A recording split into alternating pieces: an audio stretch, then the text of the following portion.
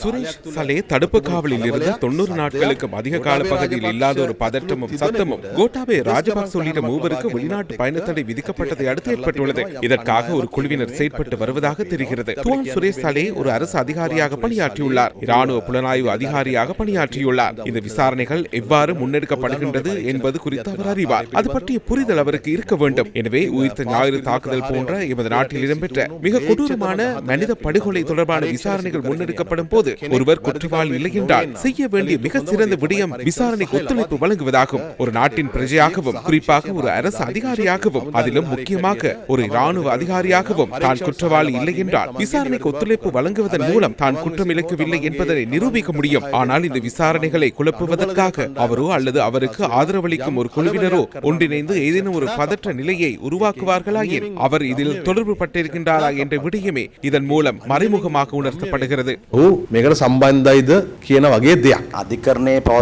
நீதிமன்றத்தில் உள்ள ஒரு வழக்கு தொடர்பாக ஊடக சந்திப்புகளை நடத்துகின்றார்கள். குறிப்பாக மக்கள் முன்னிலையில் வந்து அதிகாரிகளை தரக்குறைவாக மதிப்பிடுவதற்காக இவ்வாறான ஊடக சந்திப்புகளை நடத்துவது தொடர்பில் அரசாங்கத்தின் நிலைப்பாடு என்ன?